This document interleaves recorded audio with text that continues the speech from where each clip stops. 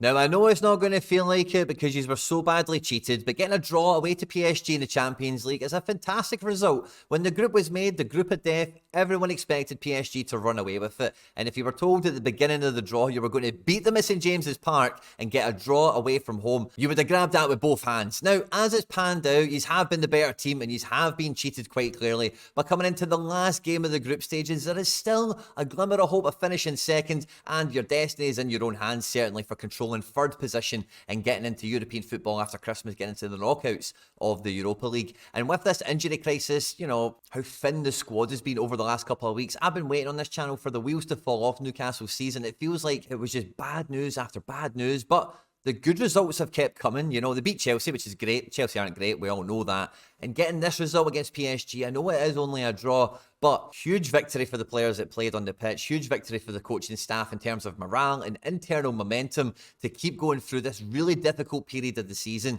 But there is no time to wait. The Premier League waits for no one. This weekend, Newcastle are playing against Manchester United, and we're going to preview in the video today what that game involves and what the repercussions are and the outlook in general for Newcastle coming into this game. I'm going to be making my St James's Park debut this weekend. I'm going to be going to see St James's Park, Newcastle United at home, under the floodlights, playing Manchester United in the Premier League. I'm super excited for it. I've been to a few Premier League games already. Last season, I got to see Villa at Villa Park, which was cool. I got to see Tottenham at the Tottenham Hotspur Stadium, which was something else.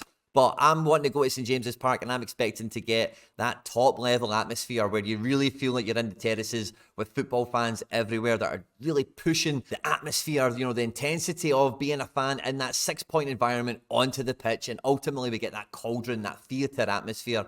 I'm really excited for it. I really can't wait. I'm giving away 3 tickets for it as well, would you believe? 1 ticket we're giving away here on the YouTube channel on my Who Newcastle Might Loan from Saudi Arabia video. That'll be linked in the description of this video, and I'll pop it at the end of this one as well in case you haven't seen it yet. And I'm also giving away 2 tickets to 1 person, so if you win, you can take somebody with you on my Instagram. That'll be linked in the description of this video as well in case you want to go and check that out. All of those winners will be announced Friday live here on the channel at 23001. Somewhere between 1 and 3 o'clock UK time. So if you get involved in the competition, make sure to join us for the live chat as well. At any point in this video, if you laugh, you learn, you like something or whatever, please do like and subscribe to the channel. We're pushing for 10,000 subscribers, and we cannot get there without your support, guys. So please, if you do enjoy the content, you're getting involved in the giveaway, hit the subscribe button, hit the like button, and drop into the comment section, and I'll want a score prediction for the weekend, guys.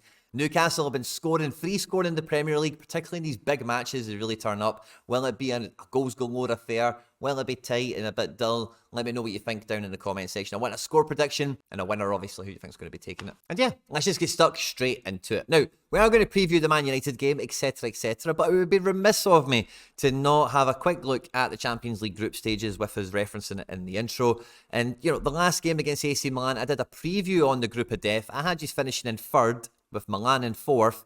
But I had you on 7 points. I didn't see you getting that draw away to PSG. I did see you beating them, but I did predict that. So you could finish on 8 points. And if Dortmund can hold PSG for you, getting in second there is very possible. I did keep Celtic on screen in case any of the Geordies that come here like to badmouth me in the comment section wanted a bit of a giggle. So there you go. Celtic probably really in the group of death, it turns out. Now, the Premier League title race has been absolutely mental this year in terms of the teams that have occupied the top 4, the runners and riders that we've seen kind of move and jostle around in positions so far. It's been really interesting to watch. Newcastle obviously were a wee bit more prominent earlier in the season, had a wee bit of a falter down the table, but still hanging in there with the big boys. And this is a 6-pointer, make no mistake about it. Man United only 1 point ahead of Newcastle, and as I record this and I speak to you now, are about to kick off to play Galatasaray. So we'll see how that goes out. You know, they've got 1 game less preparation. They've got to come back from Turkey. You guys are probably already back from Paris, thinking about, you're probably watching Man United right now in the training ground. The Newcastle team. Tottenham are playing Manchester City this weekend as well. So getting into that top 4 contention next to Aston Villa, keeping pace with them, and starting to create some distance between the likes of Tottenham, Manchester United, and any of the other would-be challengers to your top 4 position from last season.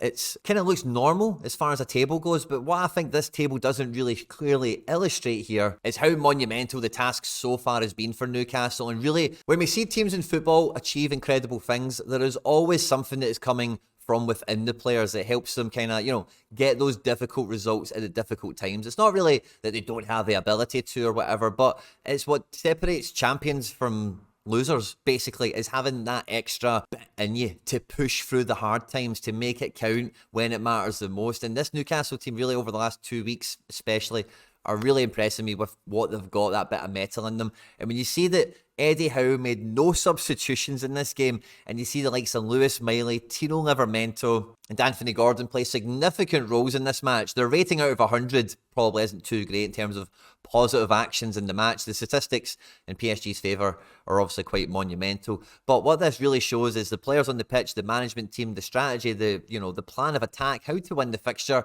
is absolutely sound. Everyone's bought in and pulling in the one direction. And when you've got elite talent like Alexander Isak in there, Bruno Guimaraes is, I think Lewis Miley is really doing a good job of allowing Bruno to be pretty decent in there as well in that centre role, which I know Eddie Howe really wants to keep him in. And probably the unsung hero of all this is Nick Pope, who last season was a major part of Newcastle's impressive defensive record, which got them top four, got them Champions League in the first place. And throughout this group stage, he's been one of the key players through this adversity that we're talking about, especially.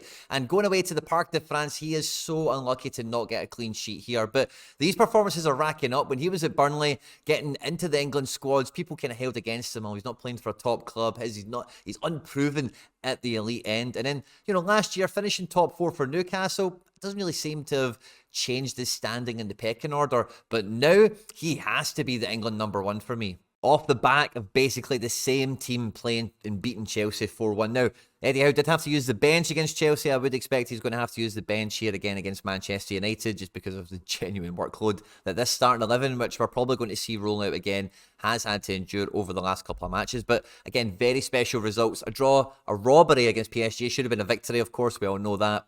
And a 4-1 win against Chelsea, who were in the ascendancy. But again, I said not really all that. Which after, that little spell of results there, when the injuries were coming in, where questions were being asked on their season and all the rest of it, the metal that the team has shown, honestly, I don't think Man United are ready for what's going to happen at St James's Park. As for Man United and Ten Hag ball, you know exactly what you're going to get. It's going to be 4-2-3-1, and with the forward players thinking they're in form, Garnacho scores a bicycle kick against Everton, so that fixes all of your problems. And Martial showed up with a goal, and so did Rashford. So, they're going to be playing wide attacking guys that want to try and run into space and pretend that they're elite level attackers. Now, you guys have just played the real deal in Dembele, Kolo Muani, Mbappe, Barcola. All these guys of Paris Saint-Germain are the real deal, and these Man United guys are wannabes. So Newcastle and Eddie Howe, they're not going to be stupid. They're not going to give these guys any space that would actually allow them to hurt Newcastle. I don't see that happening at all. And subsequently, like in midfield, if you look at this Manchester United midfield that they're likely to play, of any of these kind of combinations of three that they've been playing recently, for me, are not going to be much of a match physically.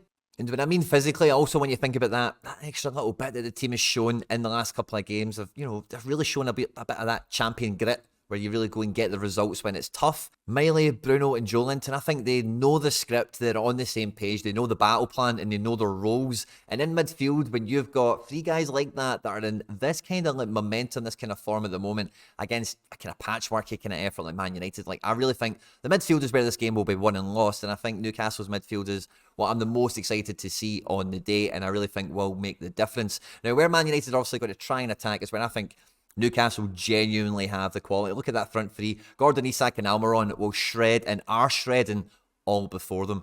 And I think the Manchester United likely combinations of defence or whatever, it's going to be very good, very, I think Newcastle are going to get significant shots in this game and probably score, over 2 goals certainly. But the problem I have with this game in terms of like Newcastle, for me, are going to win this, but if Manchester United get a glimmer of hope, or if Newcastle don't get ahead of steam further on or early on in the match, the bench might be where a bit of the intensity, a bit of the quality comes out of it for Newcastle, depending on when the bench comes on. Against Chelsea, he never used any of them until the last 10 minutes. Against PSG, he didn't use them at all, as we spoke about already. So it's going to be a big ask for the guys at start to get the job done as quickly as possible, to be clinical and take their chances when they come. And this front three, one thing I love about the likes of Gordon and Almiron is they're super unselfish and they'll put things on a plate. And as you've seen for Isak's goal, he is just elite box goal scoring guy, so things bobble around. he's liable to be there to tap it in. And equally, with his unselfish teammates, he's always making good runs to get on the end of it because he knows he'll be played in, and he's in that form now where he's just putting things away. So I think Newcastle have genuinely got way more teeth in attack than Manchester United do. And in the engine room, where the difference will really be made, I think it is all about Newcastle. Maybe in defence with just, the likes of Lascelles, Livramento filling in at left back. And I know Manchester United's defence isn't the best. Maybe that's the areas of both teams that might, wild card this result ever so slightly. Either make it incredibly good for Newcastle or maybe make it a bit tighter in terms of Man United having somewhat of a chance or whatever, maybe an error. Because again, it's a lot of workload these guys have been taking on. An early injury could happen or whatever. You never know.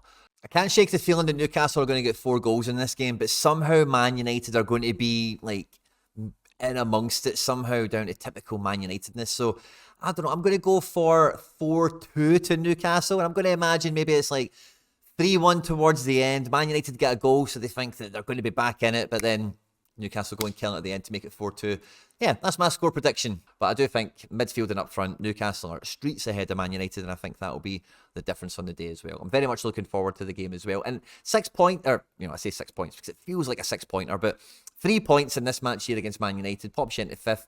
And looking at the fixtures, it's then Everton and Tottenham in quick succession, which are both very interesting encounters in themselves. Before that, all or nothing affair with AC Milan. So it feels like the squad, the club, everyone have got a real focus over the next 15 days. Those 4 matches happening. It's going to be absolute pandemonium. It's going to be season defining. And from what Newcastle have done so far, I fully back them to get the job done against Manchester United, against Everton and Tottenham. They should be handy for it as well. Building into that crucial AC Milan game. Let me know what you think down in the comment section of the video. Newcastle versus Man United this weekend. What's the score going to be? On screen now some other stuff that I've made that YouTube thinks you might enjoy, and that competition video that I mentioned to you earlier as well. I hope you enjoyed this one. Don't forget to like and subscribe, and I'll catch you later. Take care. Bye-bye.